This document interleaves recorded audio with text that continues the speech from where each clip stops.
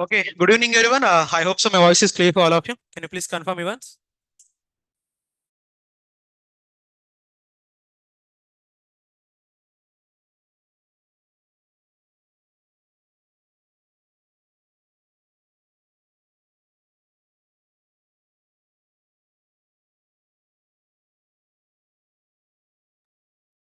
Okay, guys, we'll start session in a couple of minutes. Okay.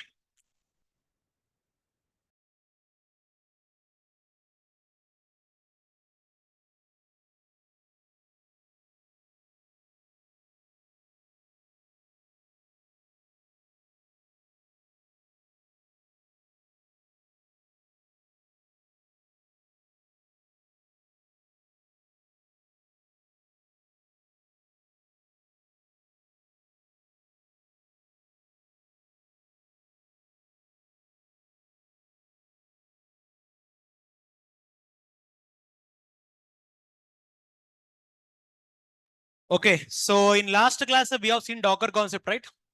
Docker project. How many have you done the project? All of you got the output? Huh? Okay. From online, how many have you done the project?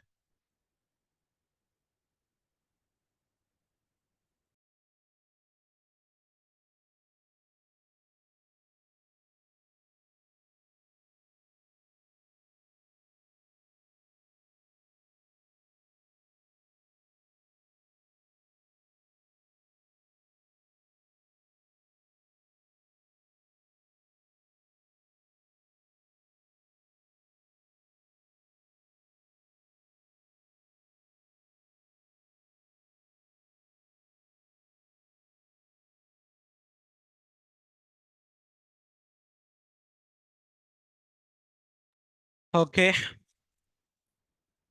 Fine.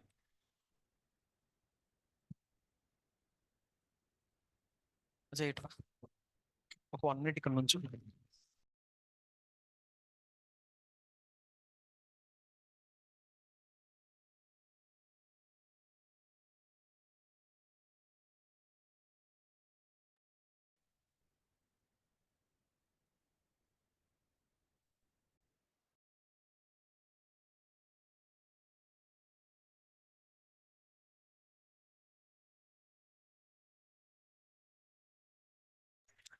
Okay, fine. So in today's session, we are going to start Kubernetes. What are we going to start? Okay.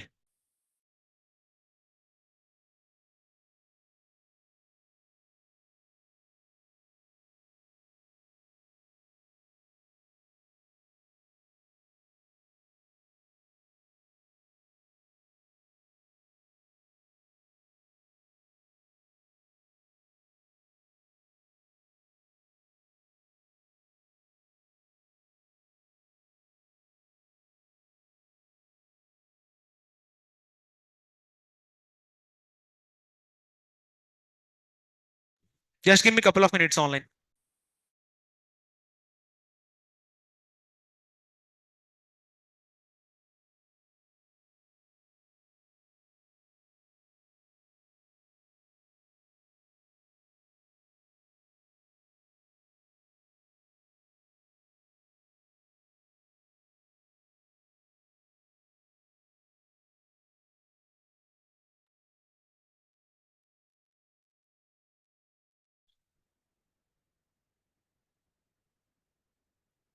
Sorry? Yeah, आगे आने पड़ेगा. And one more thing is like, how many of you are ready to give the mock interviews? Mock tomorrow, huh? You have a lot of time to prepare. Online from you, how many of you are ready to give the mock interviews? Funny is ready. Okay. And offline, none of you, huh? Just come to the class, sit on the lab. Our mentors will take mocks for you. But because tomorrow I decided not to take the class. Why? Because I just want to connect at least one mock for you. Till Docker. Till Docker. How many of you are interested? If you tell me, I'll take your names and I'll submit to the mentors. Tomorrow there will be no class, only mocks for you. Anirudh, funny. And what about remaining? Your name? Sagar. Okay. Ankit. Okay. What about you online? Like not getting any response from you. Everybody want to get the job, but none of you want to give the mock interviews. Eh? Pujta, I want to give the mock interview. Srinivas, fine. Let me take your names, guys.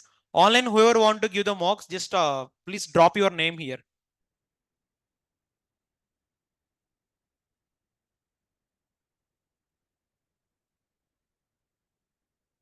So funny, Srinivas and Pujta. Bhavani, okay. And from offline, Anirudh, Sai, Ankit. Dadapir, what about you? Sagar. Oh, Sagar, sorry. What about you, Dadapir? Huh? Prepare. You have a lot of time now. From now to tomorrow till this time, you have a lot of time. Till Docker only.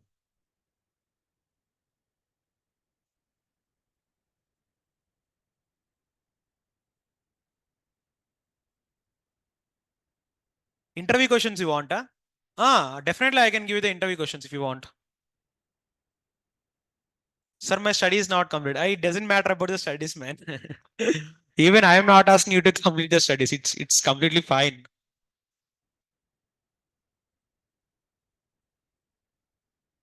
Okay. So tomorrow we'll be having the mocks. The people whoever prepared, I'll be giving your names and numbers to the admin. So by tomorrow 5, you will be having the mock interviews. And online, I'll be trying to share the Zoom link for all of you. So you can join there.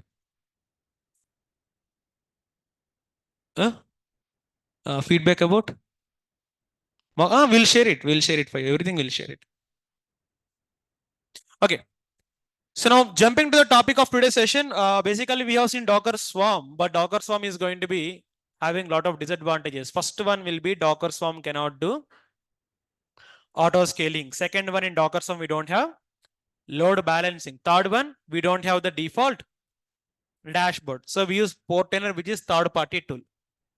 And fourth one, we cannot place a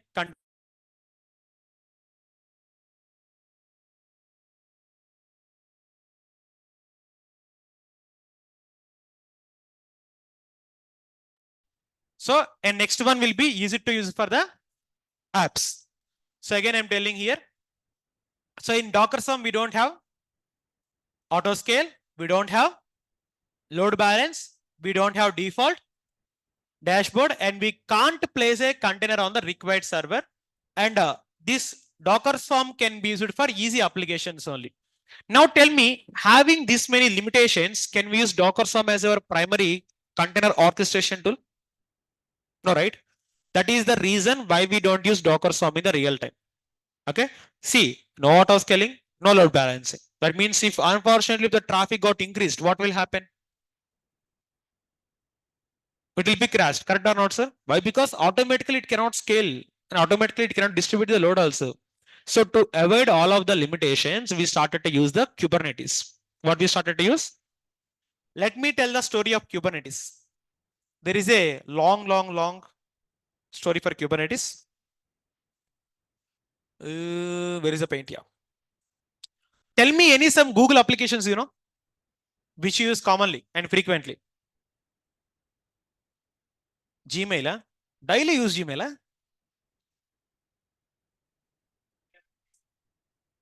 Okay, YouTube, G Drive, Are main thing you are missing, man. Everything you are telling. Okay.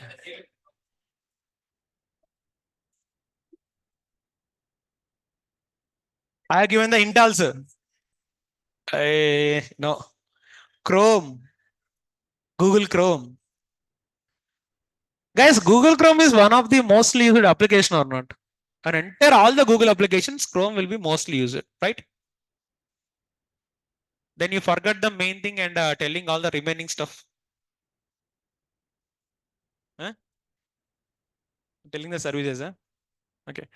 See, Google will have some hundreds of applications. It's not one or two. It will be almost all having hundreds of applications. How many applications? So I cannot draw hundreds of servers. So I have drawn only 8. So let's take, if I want to manage this entire applications, I need to have multiple server. For example, for Google Chrome, I'll take one server.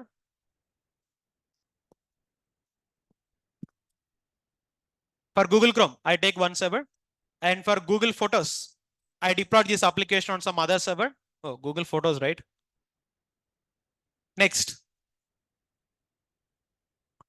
Google Classroom. Next, Google Drive, Google Lens, Google Maps, Google Meet, Mail. So like this, Google is having some hundreds of application. See, if the particular organization is having this many applications, they need to maintain multiple servers or not, sir? Why? Because I cannot put all the application on single server. If single server crashed, entire application will be down. So Google had a lot of stress at that time. Why? Because maintaining some hundreds of servers is not an easy task. That is very difficult task. For that purpose, what they done, they created an internal system called Borg. B-O-R-G. Some people call it as Borg. It's Borg actually. What it is? So this internal system was created to handle some millions of, not millions, some thousands of applications in the real time. That means some thousands of server. So initially Google created this internal system for internal purpose only. But then later they think like this. Currently, with the help of the Borg, we are managing some hundreds of servers. It is very good thing. But it is restricted to only our internal organization. But if I make it free and open source, if I give this Borg to all the companies for free, they can make their work very easy or not. So with the kind heart, Google donated the Borg system to CNCF. Who is CNCF here? Cloud Native Computing Foundation. Who is CNCF? What is the purpose of this Cloud Native Computing Foundation? Whatever the existing services we are having on the cloud, that is going to improvise by this CNCF. It's like, if you want me to explain in a better way, you need to understand the Bahubali movie. Which movie? If you know Bahubali movie, same history is going to have by the Google. Let me show you one picture. Initially, while the starting of the movie, what is the first frame in the movie? In Bahubali 1. Devasena not man. Sivagami. Sivagami. Sivagami is carrying a small baby. Correct or not, sir? Here, who is Sivagami? Google. What she is carrying? Bard. What she is carrying? Let me show you the first frame of Bahubali. Why? Because I want to make this tell in a story way. Bahubali 1. If I talk like this, images. Are you seeing this lady? So this hand is nothing but Google now. Google saved who here? Borg. Google saved who here? Later this Borg was given to some other people who is living on forest. You know that one? Bahubali 1 mother. If I talk like this, you know this one, right? Later she got the baby or not, sir? Same way, this Borg also initially created by Google only. But Google donated that Borg to the CNCF. Just like Shivagami donated the baby to this mother. You got the point? Now what the mother has done? She raised the baby and she saved the whole Bahubali kingdom or not, sir? Same thing will happen. Now also, where is Samantha coming from here? I seen Samantha image in the Bahubali. Fine. Let's remove this one. So just like that, Shivagami saved the child and give it to some other mother. Okay. Now what the second mother is doing? She is raising that Bahubali and she is saving the entire Bahubali kingdom. Here also what exactly happened means, initially this particular internal tool called Borg, okay, is initially developed by Google only. But later it has donated to CNCF, just like Rajamata Shivagami donated to that lady. Now what that lady is doing? She is going to feed that baby and she is going to raise that baby. Why? Because that baby need to save the entire Bahubali kingdom. Here also the CNCF is maintaining the Google Borg. CNCF is maintaining the Google Borg. Why? Because this Google Borg can able to save lot of work as well as lot of time and lot of money in the real-time organization. So once the Borg reached to CNCF, it is renamed as Kubernetes. How it is renamed as Kubernetes, like that. When the baby is on Shivagami hand, what is the name of that baby? Mahendra Bahubali. What is the name of that boy? Mahendra Bahubali. But the same boy, when reaches to that mother, second mother, what is his name now? Shivudu. Correct or not, sir? Here also, when the Borg is with Google, the name is Borg only. But after it is adopted by CNCF, the name changes to Kubernetes. Is the logic point clear now? That is the reason why Bahubali 1 and Kubernetes came in 2015 only. Trust me, yaar, Kubernetes came on 2015 only. And Bahubali came on when? So indirectly, Rajamouli copied the Kubernetes life story, I can say. Okay. So now is the concept of Kubernetes evolving clear for all of you?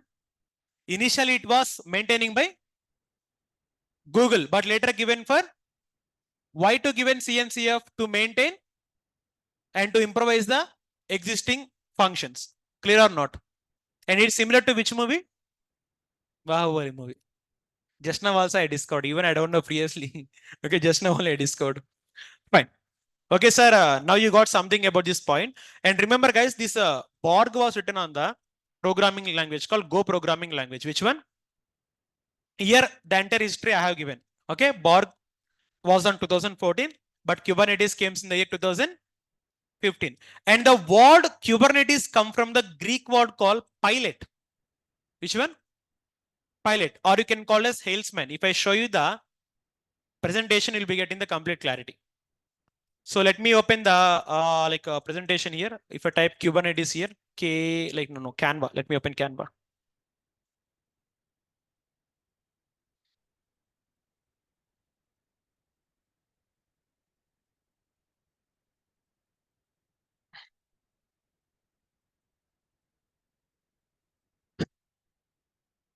Today I'll tell the funniest thing. Remind me, definitely I'll tell today. Why? Because from the past 2 days I have been skipping this one for you. Huh? What it is?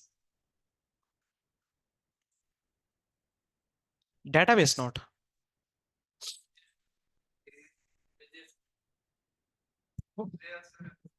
Which one?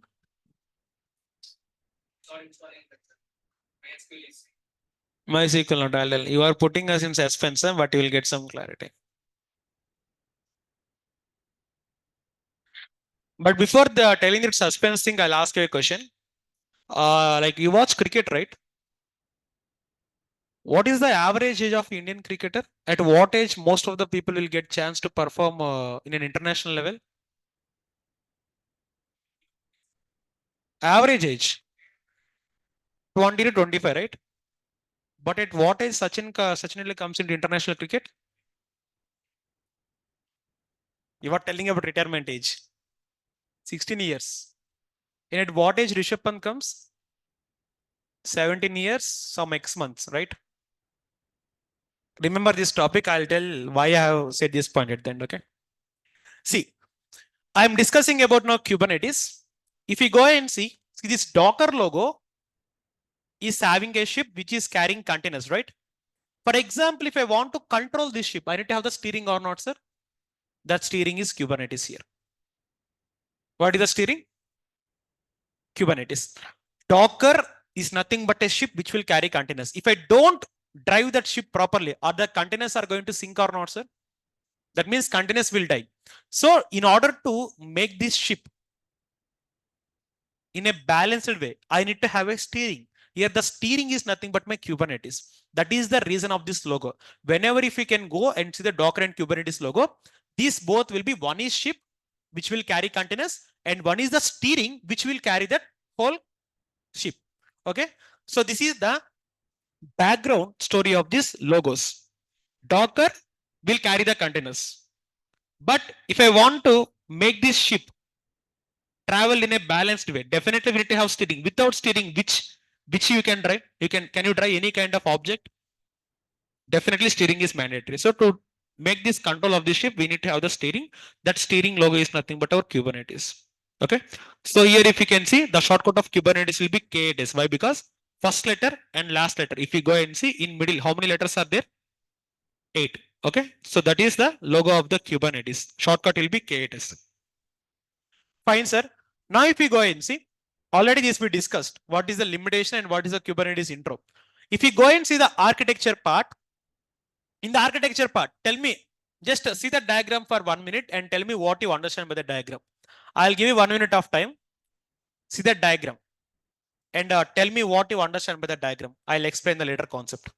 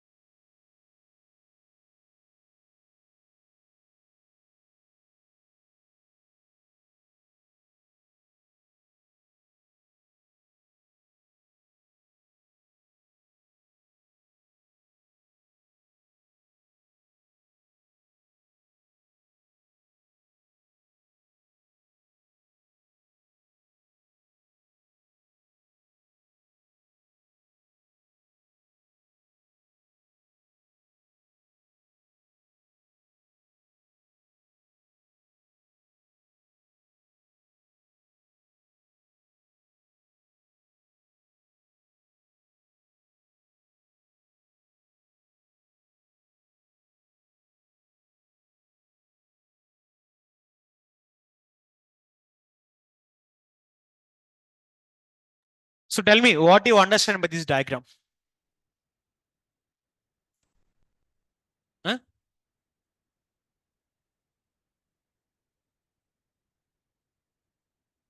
So Ankit, any idea from your end? Anirudh will explain. Anirudh, explain the architecture. You didn't get it, huh? You can see it, right? There is a operator, there is a API server, control manager. Okay, forget about this architecture. Just see this kind of architecture. I'll explain. I'll go and show some other architecture for you. Where it is? Kubernetes architecture. Kubernetes architecture will be the most complex architecture of entire DevOps tools. I'll show you some other architecture. Just try to get at least from this one. Like I'll show this one. Just see this diagram and let me like what you understand. I'll give a chance for you, but later I'll explain. After my explanation, everything will be, you'll come to know. Blurred, eh? Okay. Let me open some other diagram for you. How about this?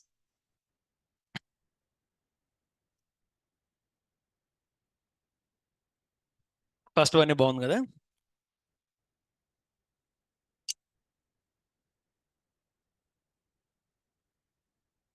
Okay, I'll show this architecture for you. So now are you able to see something here? What you are able to see? Don't read the components. Huh? Tell me what you understand. Manager and worker nodes, very good. If we have manager and worker nodes, what do we call it as? Cluster. So cluster and nodes. Next. Sir, here too we can see some user interface. Interacting with manager. Next. Okay. First of all, I'll tell you one thing. Forgot about the architecture of Kubernetes. I'll ask you one question. You watch Telugu movies? You don't watch? Huh? Kannada movies you watch? Okay. If you watch Telugu movies, this Kubernetes architecture will be very easy for you. Trust me. I'm going to tell you the architecture. You will teach your great grandchildren the same architecture. Not for the grandchildren's, great grandchildren's. Huh? After listening to the shortcut, you will be like, let me tell us shortcut. So if you go and see, I think all of you know Megastar, right? In Telugu. Who is Megastar? If you know him, the Kubernetes architecture will be very easy for you. Guys, trust me. If you know him, Kubernetes architecture will be very easy. I'll tell you how this is going to be made easy for you. Let me make it simplified in the Docker Swarm manner, first of all. Now I'll explain this one for you. Just give me a second. First of all, in the Docker Swarm, what is the component I explained for you? First of all, we created the cluster. What do you have? Cluster. Inside the cluster, what do you have now? Nodes. Inside the nodes, what I created? Containers. Inside the containers, we have? Correct or not, sir? This is what the Docker Swarm architecture. But if I go with the Kubernetes architecture, in Kubernetes architecture also same thing will happen. Let me mark it as Docker Swarm. Okay. So here I'll be going to have Kubernetes, KTS. So in Kubernetes also, first of all, we'll be having something called as cluster. What do you have? Inside the cluster, now again, we'll be having something called as nodes. Inside the nodes, this time you are having something called as pods. What do you have? Pods. So now again, same container. Inside the container, you have application. So now if you compare Docker Swarm with Kubernetes, what is the only difference here? Pods. If you remember this one thing, Kubernetes architecture will be done. Again, first of all, in Docker Swarm, last day we created the cluster. Cluster is combination of nodes. Inside nodes, what I deployed. Inside container, what you've seen. Here also, cluster is common here. Inside the cluster, you will be having nodes. Wait, nodes. Inside the nodes, now you are having inside the pod container. Inside the container, application. Sir, you said that you will tell about the Megastar Chiranjeevi for the Kubernetes architecture. But you said some different components. Yes, of course. Even though I said some different components, now I'll be matching with the Chiranjeevi. Like, you know the family tree of Chiranjeevi, right? Who is the head of that family? Chiranjeevi. After Chiranjeevi? Nagababu. Correct or not, sir? After Nagababu? Pawan Kalyan. After that? Ram Charan, right? After that? Allu Arjun. Big names. Now, if you compare this one, cluster is for Chiranjeevi and nodes is for Nagababu, pods is for Pawan Kalyan, container is for and application is for Allu Arjun. Now, if you remember the family tree of Megastar Chiranjeevi, understanding the Kubernetes cluster is clear or not, sir? Again, I'll tell one more time this one for you. Just listen. First of all, if you go to here architecture, so Chiranjeevi means C. C means cluster. After that, Chiranjeevi Nagababu. N for nodes. After that, Pawan Kalyan. P for pods. Correct? Okay. After that, C for container. That means Charan. And finally, A for Allu Arjun. That means, if you can see here, the family tree of Chiranjeevi is resembling the architecture of Kubernetes or not, sir? Now tell me, is Kubernetes architecture difficult or easy? Easy. When it is easy? When you know Chiranjeevi. When you know? So now tell me how the shortcut for you? Easy to understand or not, sir? Online, how the shortcut for you? Is it easy or understanding or not? So just to explain this shortcut, to explain this architecture, lot of people will face difficulties. Why? Because they are not able to understand what is happening inside. But if you know what is happening inside the Telugu film industry of a Chiranjeevi family, this will become very easy. That's it. The same thing I have given in the here also. So C for cluster, N for node, P for pod, C for container, and A for application. Fine. So this is the architecture of our Kubernetes.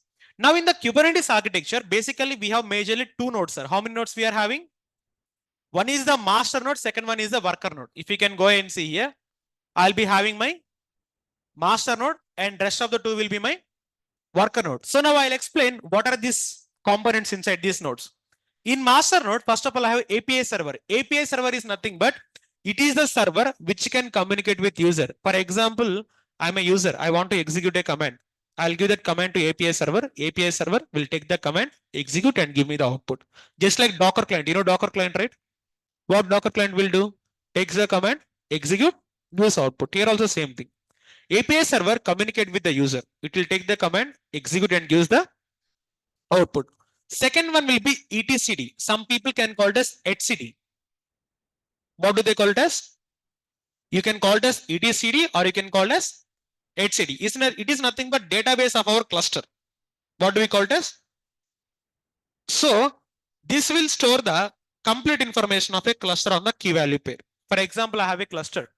Inside the cluster, I have hundreds of pods and I have hundreds of nodes. All the pod information, node information will be storing on the etcd. Let me show you the architecture in a better way. If I go in, show you here. Kubernetes architecture. If I go and show here, what is the best one to show you? Wait.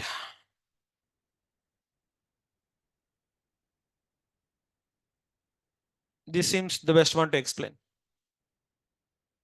See, API server, if any user want to interact, see, it is a user interface. If I give the command, this API server will take the command, execute, and gives me the output. Of course, I have the presentation also here. I can show you like this, but I don't want to show like this. I just explain this architecture.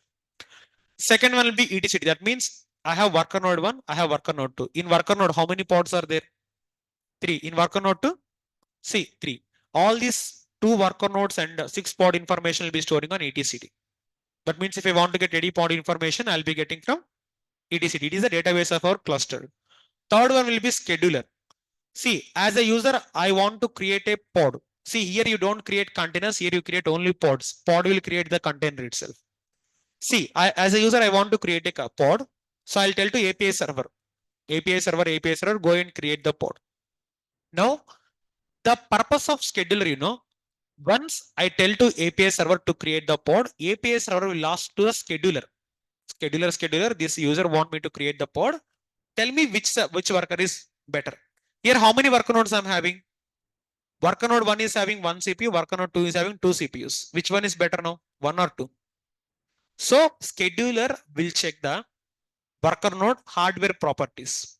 Which worker node is having the best hardware properties? Scheduler will place the pod on that worker node. Is it clear now? And fourth one will be control manager. So basically in Kubernetes, we have a lot of controllers. Volume controller, network controller, ingress controller. So based upon that controllers, we are going to use. So this controller topic, I'll be telling on upcoming days. Here, just I am telling to control the services in Kubernetes, we use control manager. How many controllers? We have a lot of controllers for network, for service, and for ingress, lot of controllers. Again, one more time, I'm explaining all of these 4 components for you. First one here, if you can go and check. API server. This is to communicate with the user. It will take the command, execute, and gives the output. Second one will be etcd. It is the database of the cluster. It is going to store the complete information of a cluster on key value pair. Third one, scheduler. Main purpose is to select the worker node to schedule the pods. How it is going to select based upon the hardware of the node. And controller to control the Kubernetes objects. That means network controller, service controller, and node controller. So is the master node components clear for all of you now? Online, can you please confirm is the master node components clear for all of you or not?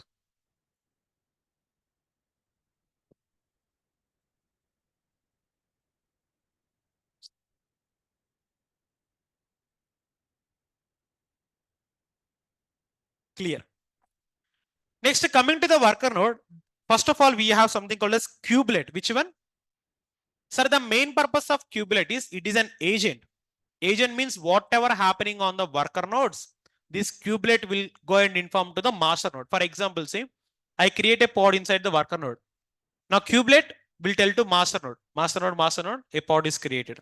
If I stop this pod, again the information will send to master node. Again, if I delete the pod, again the information will go to master. Whatever the events happening on the worker node, everything will be intimated to the master node. Simply we can call it as pet of the component. Which one? Huh? Pet. You know teacher's pet, right? What is the work of teacher's pet in the class? Unfortunately, if you talk to someone, he is going to tell, madam, these people are talking. Correct or not? Unfortunately, if you look at a girl, he is going to tell that, madam, these two people are seeing. That is the work of the teacher pet or not, sir? That means, jo bhi huyega is going to inform to the teacher. Here also, whatever the events that happened inside our worker node, everything will be intimated to the master node with the help of the kubelet. So that is what we can call as agent. What do we call it as? Even if you go to the nodes, here I have mentioned this one. Kubelets and agent, it will inform all the activities to the master. And one more thing, if you want to create the container also, container creation will be taken care by the kubelet only. See, you create the pod only, right? You create the only pod. So in the worker node, pod creation will be taken care by the kubelet. It will bring the image, it will create the container, it will create the pod. Okay. Again, pod creation is whose responsibility? Kubelet. It will download the image, Docker image, it will create the container, it is gonna give it to the pod itself. Fine. Next one will be kube proxy. Sir, definitely whenever you are having multiple containers and multiple pods, networking is a major component or not, sir? Without networking, how can we access? So all the networking things will be taken care by the kube proxy. So it is going to deal with the pod IPs, pod network, pod port numbers, everything. So finally, last thing will be the pod. Pod is nothing but group of containers. See, pod is very simple thing. If you have group of containers, then I can call it as pod. In Docker, you can manage the containers, but in Kubernetes, you cannot manage the containers. You need to manage the pod. Why? Because that pod will manage the, and Kubernetes doesn't know who is a container.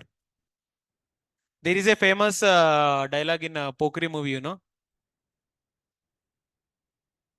Evadra Alibi. You know the dialogue?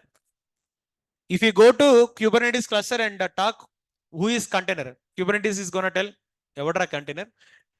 Trust me, Kubernetes doesn't know about containers. It doesn't know even the containers are existed. Kubernetes only knows about the pods. That means if you want to deal with containers, you need to go and speak with the pod. What is the pod here? Pod is nothing but group of containers. Inside the pod, we have the app or container. Both will be same. So again, we have two nodes. One is master. Second one will be worker. For master, we have API server for communication purpose. Take the command, execute and gives the output. Second one will be HCD, database of our cluster, which store the complete information on key value pair.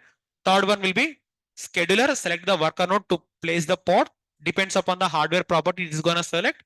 Next one will be controller. To control different kind of Kubernetes objects, so we need to use the controllers like networking, services, node.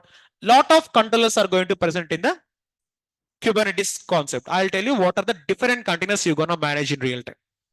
Next one will be in the worker node. I'll be having something called as kubelet. What I'll be having?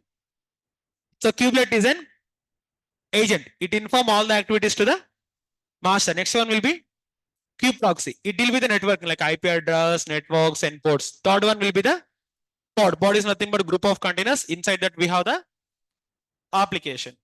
So these 7 will be what are the components we are going to see in the cluster. Is the concept clear for all of you know? Yes. And one more thing is API server, etcd, scheduler, controller, kubelet, kubeproxy. All these components in a cluster are going to create as a. So every component in the Kubernetes cluster will be create like a pod. This is very important interview question and important thing to remember. All the components inside the cluster are going to create like a pod. How it is going to create like pod. So is the last point clear for all of you?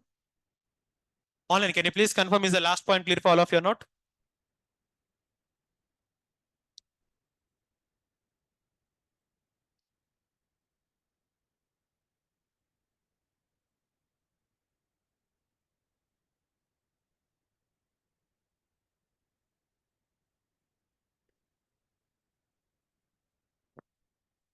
Fine.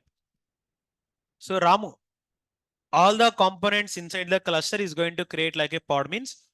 See, this API server, etcd, scheduler are going to create like a pod. I'll show you. If I create the cluster, we'll be getting this point. Okay.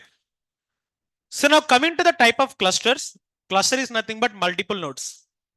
Why we need to create cluster? Why? Because to maintain high availability, right? So in Kubernetes, we have two type of cluster. One is self-managed, second one is cloud-based. Self-managed can also be called as turnkey solutions. Turnkey, we can call it as. What we can call it as? Let me show you.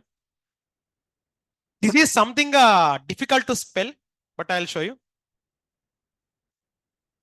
Turnkey solution in Kubernetes. In K8s.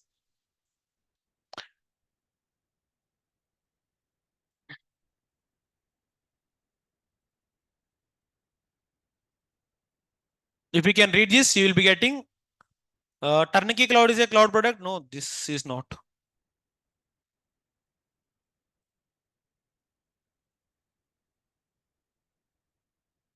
See, you can see turnkey solutions are created to be implemented into a current business process without disruption. That means here turnkey solutions nothing but you need to create them and you need to manage them by on your own. So that is what we can call as self-managed. We can create them and we can manage them. So in self-managed cluster, we have Minikube, we have Kubedium, we have KOps, and there are some other thing called as Cube Spray, and there are something other called as micro K8s, and there is some other thing called as K9s. There are lot of things in the market, but famous one will be Minikube, Kubedium, and KOps. Minikube is a single node cluster. You can only get one node. Kubedium will be multi-node cluster, but this is a manual process. KOps will be again multi-node cluster, but this is automate. So I'm going to tell you Minikube as well as KOps. We don't prefer Kubedium. Why? Because it is entire manual process. In cloud-based, here cloud providers will manage them. Okay. If I want to create a Kubernetes cluster in AWS, we need to call it as EKS. EKS stands for Elastic Kubernetes Service. In Azure, we can call it as AKS, Azure Kubernetes Service. In GCP, we can call it as GKS, Google Kubernetes Service. That means you can create them on your own and you can take the cloud support also. But in real time, which one is majorly preferred? In real time, majorly we prefer KOps and EKS. But which one is easy to manage? KOps. Why? Because we can build our own customization. And cost is also going to be less when compared with EKS. Fine. So for the user-friendly beginning, I'm going to teach you Minikube. Why? Because if you are comfortable with Minikube, single node cluster, then you can go with the multi-node cluster. Basically, Minikube is a tool which is used to set up the single node cluster on the Kubernetes. So in the Minikube server, you have API server, you have etcd, and you have container runtime. Container runtime means like Docker.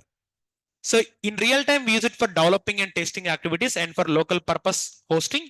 Here, master node and worker node will be working on same mission, and it is platform independent. So installing Minikube is simple when compared with other tools. So again, I'm telling this one, it's a tool which is to set up the single node cluster.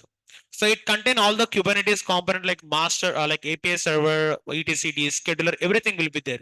But in real time, we use it for developing and testing and experimental purpose only.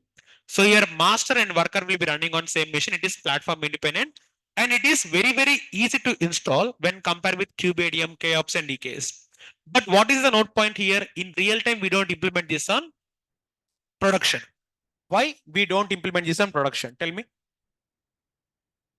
Answer will be simple. Single node, correct. So if it is single node, we don't install this on production. It's only for developing and testing activities only. But sir, if I want to install Minikube, I have some requirement. Minimum how many CPUs you want? And how much of RAM you want? And how much of EBS you want? 20 GB. Internet connection is mandatory. And Docker is also going to be mandatory. Not only Docker, any container runtime. Apart from Docker. In interview, they will ask you question, what are the alternative for Docker? So alternative for Docker will be Rocket, Containerd, Podman, CRIO. This will be the alternative for the Docker. So if you have a chance, Write it down somewhere. Rocket, Podman, CRIO, and Containerd. So these are alternative for your Docker.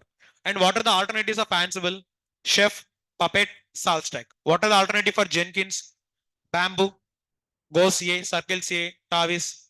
These. What are the alternative for GitHub, Bitbucket, GitLab, and so on? Already we discussed. So don't forget the alternatives. In interviews, sometimes they will ask you what are the alternatives that you have for the current tool. Fine. So here with this requirement, I'm going to create the Minikube. Again, one more time I'm explaining. Minikube is a tool for single node cluster. So we have all the components like API, etc. in this server, but we use for developing and testing and experiment purpose only.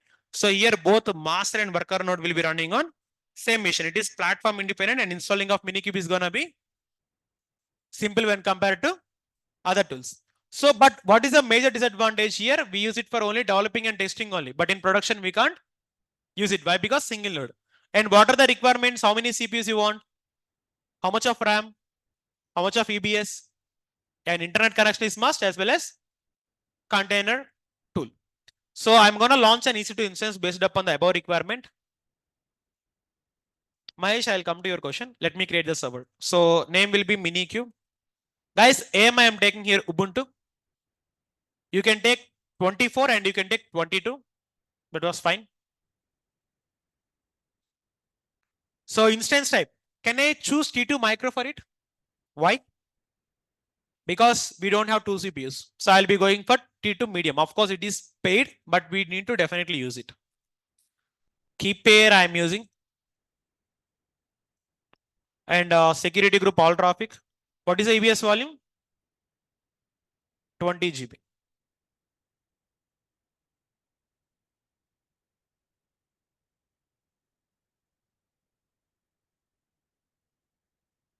So now Mahesh, coming to your question, this Docker and Kubernetes architecture is same in AWS and Azure world, right? Just implementation, the commands will change. Correct. Wherever you go, tool will be tool. But the working will differ from one cloud to another cloud. Why? Because in Azure, you have everything inbuilt. But again, same architecture. Mahesh.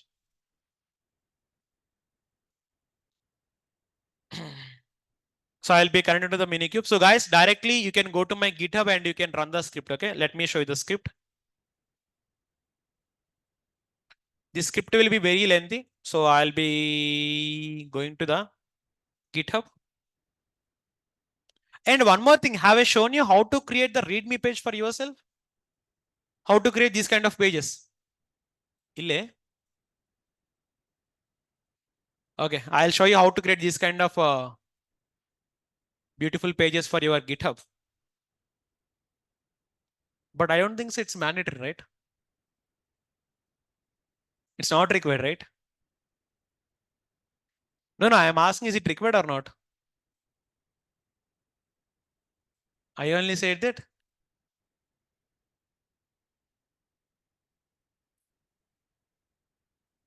Yeah, that's what I'm telling. I think it is not important, right? Eh? How many of you think it is important? Raise your hands. All of you, huh? Then till now, why you haven't asked me, guys? Because of shyness, eh? Mm. Now also, I only reminded you, right? If I don't remind, you won't ask me, na? Don't worry, I'll tell you how to create that one. Huh? It's very easy. In repository? Whose repository? I'm asking about this one. Overview. Where can you find this code?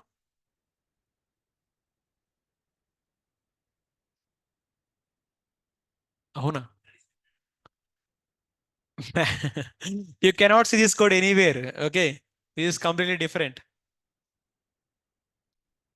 This I built it long ago, I think. So I'm not sure when I built it.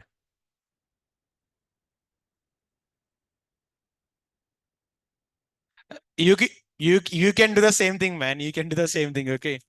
There I haven't added my experience. Okay. I added what is my skills. and who am I. That's it. Okay. But the better thing is here you can see the profile viewers, right? Profile viewer. So this is gonna be better thing. 17,000 means it's gonna be very high. And you know why all this came? I created the repository called all setups. You remember this one? Can you see the total number of forks for this? 501. Even you don't believe, some of the organizations, I cannot disclose the name, some of the organizations are using my scripts to automate their work. One of my student who learned DevOps from me here, he is working on organization. He has shown these scripts to his manager. They forked my repository and they are using now. Why? Because they gave him a task to set up the Tomcat. Initially, to set up the Tomcat manually, they used to take 10 minutes. But this fresher, he's done within 1 second only. The manager got shocked. How you have done this one? Then he showed, sir, we have learned this kind of scripts from our sir. So he said like that. Then manager asked, what is a repository? So he's in this repository. You know what is the craziest thing? After seeing this repository, he got very impressed. He has taken my recording videos from Naresh IT. And they have given the recording videos to the whole team. Now they have listened to the classes and they have learned some new subject. These words haven't said by me. The student who placed it there, he only said me one day.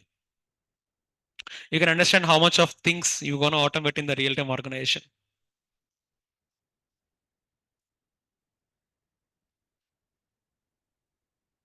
Initially, I said you one thing.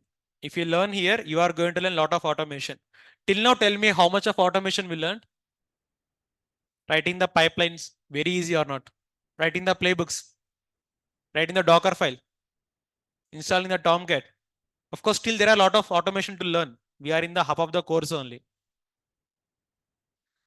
Fine. So now Kubernetes is created now. So guys, here you need to understand the main point. What is the CLI we are going to use? So for Docker, what is the command we use it till now? Docker run, Docker pull, Docker push. What is the command line do for Ansible? Ansible only. What is the command line do for Maven? MVN. What is the command line tool for Git? Git only. But if you want to work on Kubernetes, you cannot give the command called Kubernetes. Let me show you. If I go ahead and see, give the command Kubernetes.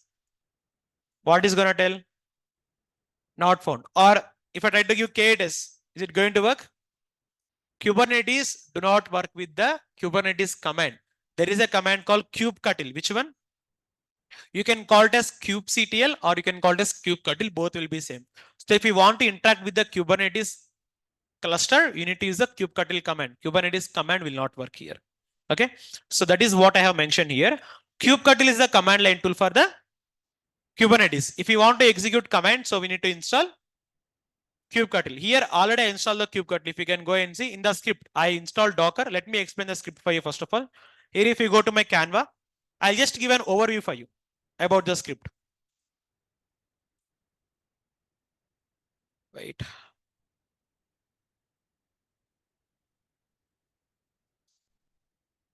Here you can see it. First of all, I update the server. Next, I install Docker from the above script. Next, I install the Minikube and I install the kubectl. So don't try to remember these comments. Why? Because nobody will remember. Everything is a binary package. How can you remember the links, sir? You can remember the comments, you can remember the process, but how can you remember the links? So no need to remember the comments. Just understand the process. First of all, you need to update, then install Docker, then install Minikube, and then install kubectl. All these links will be given by Kubernetes in the official documentation. Fine. So now my kubectl is installed. So if I give the command kubectl get pods, this is going to show me the pods. Currently, do you have any pods here? No. But here my question is, what is a pod? Already you know, pod is the smallest unit of deployment in Kubernetes. So pod is nothing but a group of. So pods are ephemeral. What exactly the meaning of ephemeral is? Short living objects. If you create, it will come. If you delete, it will go. Is it clear for all of you? If you create, it will come and run. If you delete, that is going to be delete. So this is what we can call as ephemeral. What we can call as? Mostly we can run single container inside the pod. But if we require, we can create multiple containers. In real-time organizations, if I create a pod, mostly we'll be having only one container. What do you have? But if you have any requirement, we can create multiple containers also. You can create 2 and you can create 3. But generally, ideal container per single pod will be 1. Again, how many containers per single pod by default? Why you are confusing, man? How many containers per single pod by default? 1. But if I require, can I create more than 1 container? Yes. When you create more than 1 container inside the single pod, now these 3 containers can share the same volume and then they can share the same network also. If I create single pod, that will be fine. But if I create more than single pod, if I create more than 1 container, these multiple containers can share the same network and same volume. But by default, we don't create multiple containers in single pod. We create only one one container per one pod. Again, I'll explain this point one more time for you. By default, if you create any pod in a Kubernetes cluster, you'll be having only one container. But if you have any additional requirement, you can create second container. Whenever if we create 2 different containers in the single pod, now these 2 can share the same volume and same network by default. That is the point what I have written here. When we create a pod, container inside the pod can share the same network, namespace, and same storage volume. So while creating the pod, we need to specify the image. You need to create the content inside the pod. So definitely we need to specify the image also. Apart from that image, we need to tell limits. How much of CPU we need to give for this pod, how much of memory. I think already I said this point for you, right? How to give the CPU and memory for the containers. But here we are going to give in the pods. Now, Kubernetes cannot communicate with containers. They can only communicate with.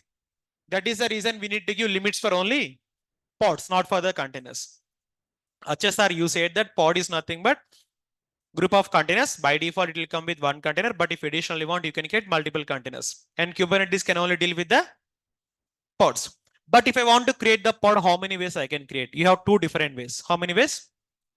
One is imperative method. Second one is imperative means you can create pod from the command, which is very easy. But we don't prefer this on real time. Why? Because if you create any resource from the file, you can reuse it. But from the command, can we reuse the command? No. So always in real time, we go for declarative approach. Declarative means from the file. Which one? File. So, but I'm going to show you how to create this from the imperative method also. So in the imperative method, I'm going to teach you how to create a pod from the command. So go to your cluster and give the command kubectl run. What I'm giving here, kubectl. Why it is coming like this? Got stuck, I think so. It. No. Like you are seeing these red colors, right? Let me delete this one.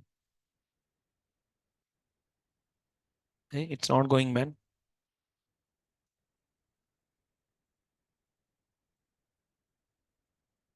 Now I think so. Somebody need to.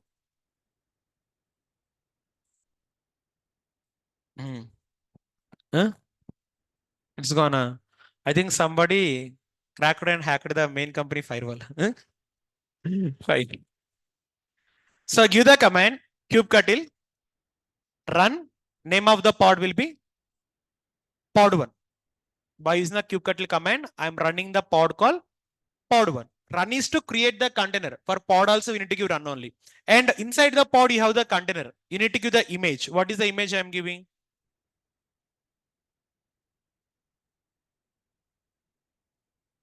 So this is the image what we created, right? Latest. I think it's TH or TA. Fine.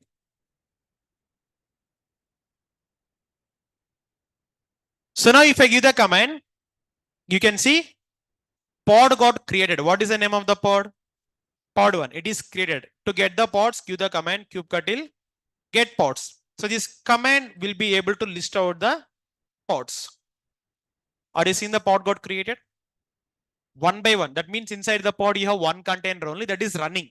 1 by 1 stand for number of containers created and number of containers are running. I create only one container inside the pod. And what is the status here?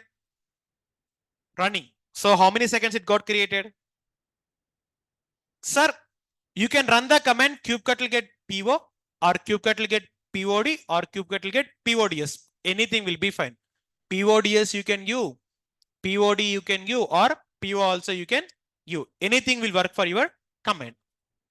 If I want IP address of the pod, so what I can use? -o void. If I give this one, I'll get the IP address of the pod as well as I'll get the current node. Currently my pod is running on which node? Minikube. Okay. No, sir. If I want to get the complete information of the pod, use the command kubectl describe. There we have the inspect command, right? Here we have the describe command. Kubectl describe pod and name of the pod will be pod1. Hit enter.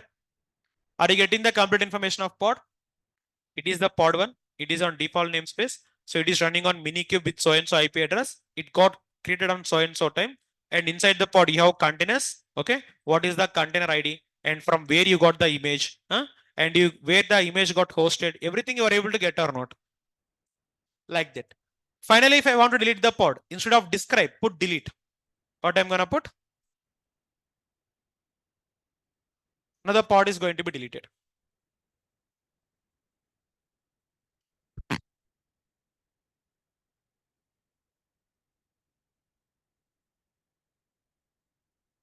So this you can see here.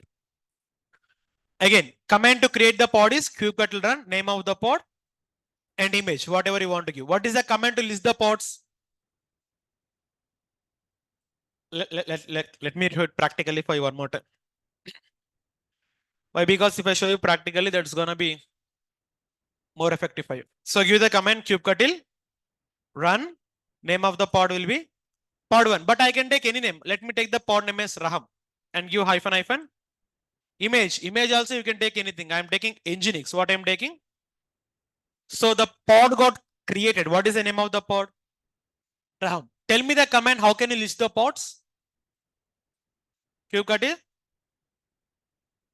get PO. How can I check the IP address and worker node?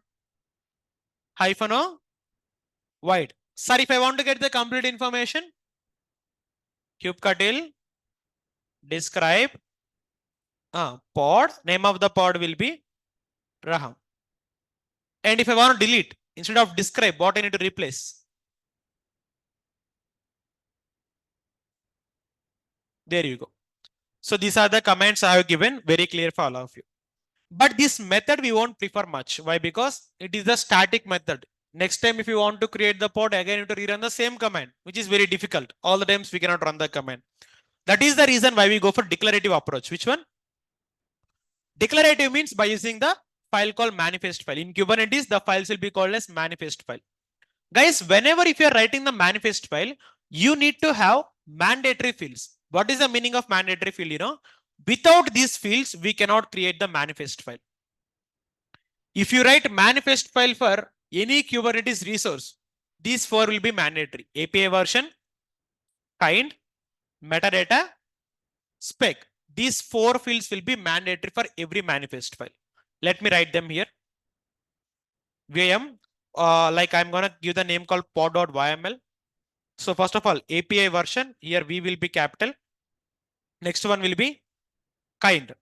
Next one will be metadata. Final one will be spec. Let's go with this one. So guys, for the pod, API version will be V1. I'll tell what is the type of API version in the later classes. But remember, API version for pod will be. And coming to the kind of object, what kind of object I'm creating now? Pod. What I'm creating now? In the metadata, you can give the data about the pod. I'm giving the name of the pod will be Raham. What I'm giving it as? But you can put XYZ also. It's completely up to your choice. Again, API version of pod, V1. Kind of the object what I'm creating here. Next in the metadata, what is the name of the pod? Raham. Are the first four lines clear for all of you know? Online, can you please confirm are the first four lines clear for all of you or not? I'll explain, wait.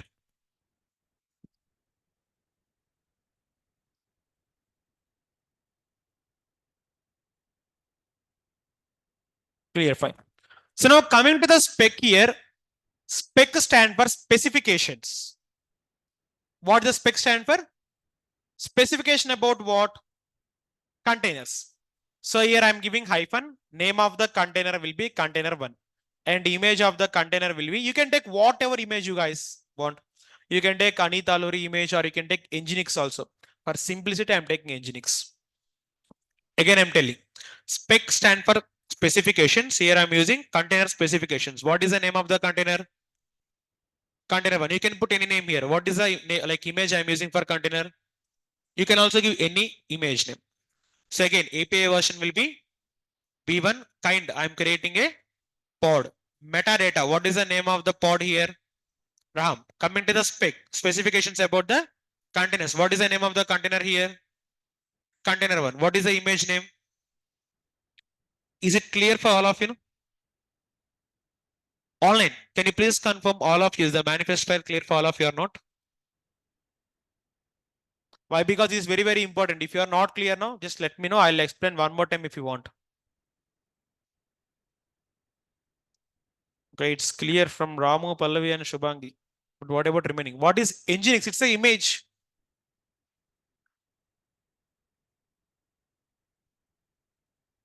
Okay. So now give the command. From the kubectl command, I cannot give run. Why? Because run is to create the pod from CLI. Okay. But I want to create the resource. Now give the command kubectl create. Create the resource from the file called pod.yml. That means whatever the information I have written on pod.yml, based upon that pod.yml, create resource for me. Hit enter. Wait, container spelling wrong. VIM pod.yml.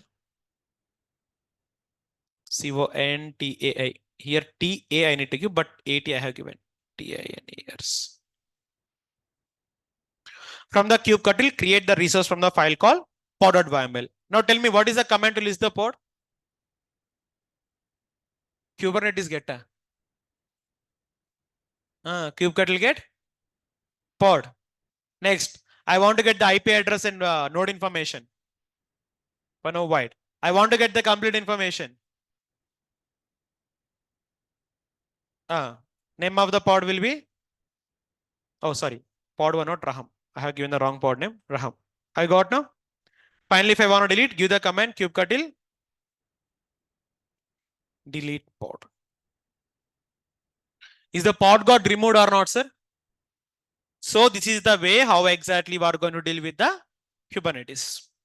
So in day one, we just seen architecture and we just seen how to install Minikube, and I just shown you how to create the pods. Now, before I go for doubts and queries, first of all, tell me one thing. How's the day one class for Kubernetes for you? Is it clear for all of you? Is it difficult or easy? All in, what about you guys? Is it difficult or easy for all of you? Can you please confirm in chat box once? So it was good, clear, easy, very easy.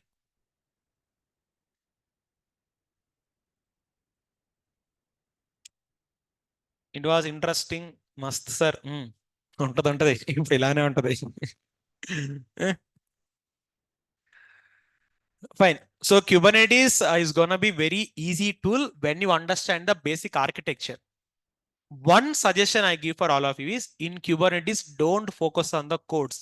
Focus on the concepts. If you focus on the code, Kubernetes will be very, very difficult to understand.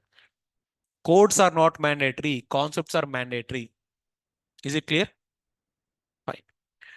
The best thing I can explain is all of you know the tables, right? So can anyone teach me like what is a 19th table? You know tables, right? But why can't you tell it instantly? You can't tell. But if I give some time, you can apply some equations and you can tell me the answer or not, sir. That is what is important. Remembering the things important or concept is important. That's what you need to understand in the DevOps.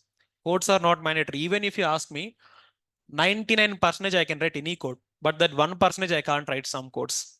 But that doesn't mean I don't know DevOps. Okay. If you give me any code that can be Ansible playbook, that can be pipeline, that can be Terraform code of 3D architecture, I can write any code. But sometimes even I cannot write some codes. Why? Because everybody will not able to remember all the things. But I know the concept. If you ask me any troubleshooting, I'll do the troubleshooting. So the best thing I can tell for all of you is codes are not important, concepts are important. So fix to this point again and again and telling.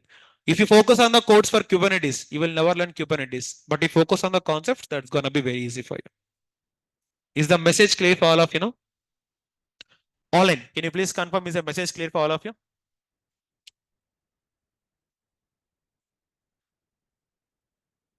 Great. So now it's time for our doubts and queries. You can ask me your doubts and queries.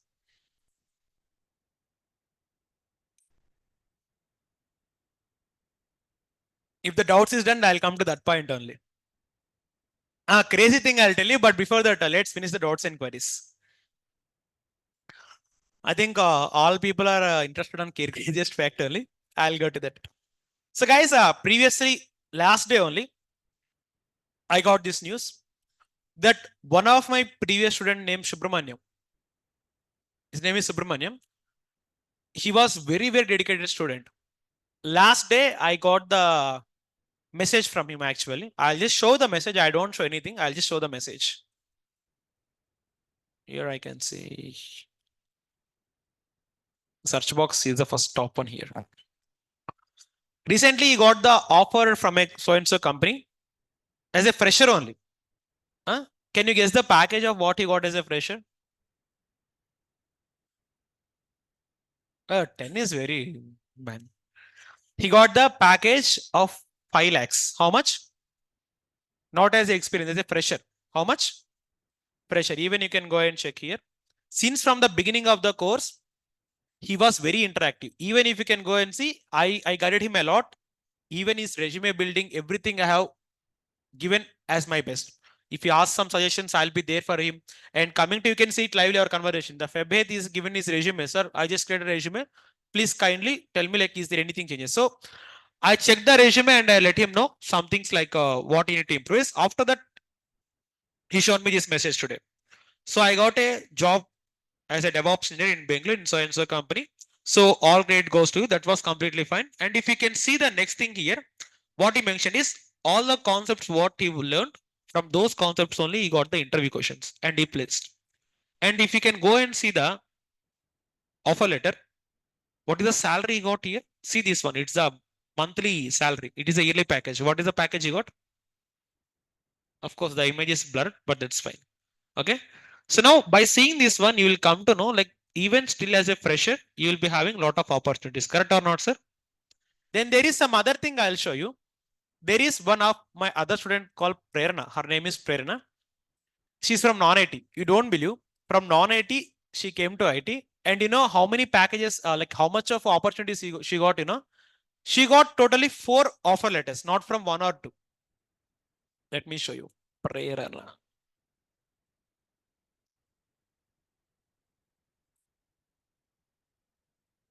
Where is the name? Wait. In the messages, I'll type. Because there are a lot of Prernas here. Prerna Sivasto, correct. So you can go and check if she she also she pinged on the May 11th, I think so. So she also same thing. First of all, thanks for clearing my doubts and queries in the DevOps. That was very good. If you can go and see, I asked her that how many companies that you cracked the interview. She said that Airtel Payment Banks, company number 1, Capgemini, company number 2, Wood, company number 3, and Wipro, company number. Already she got the offer letter and 2 is on the way. Now she got the 2 offer letters also. I asked that what is the package? Have you seen the package what she got? 15 lakhs career transition. Previously she was into non-IT, but now after learning DevOps from my classes, she switched to IT. And the package she got is, and how many interviews she cracked? 4. So now tell me one thing. Is getting a job on DevOps is really difficult thing? Huh? You tell me, I'm asking you, is getting the job as a DevOps fresher is difficult or easy? And even you can go to our lab, Venkat, right? Admin. Siba, right? Our mentor. These two people are my student only. And even they got the job last day. I think you don't know this one. Last day they attended for the interview. They got the job as a fresher only. But after of all of this, I have seen some of the things here. There are a lot of people from some particular zone. They are promoting for a fresher. There is no jobs on DevOps. I was really crazy. If you go to my LinkedIn, you might have seen that one. They said that DevOps is not for fresher. And there is a lot of banter happened. I'll just stop the recording video and I'll show you like what happened here.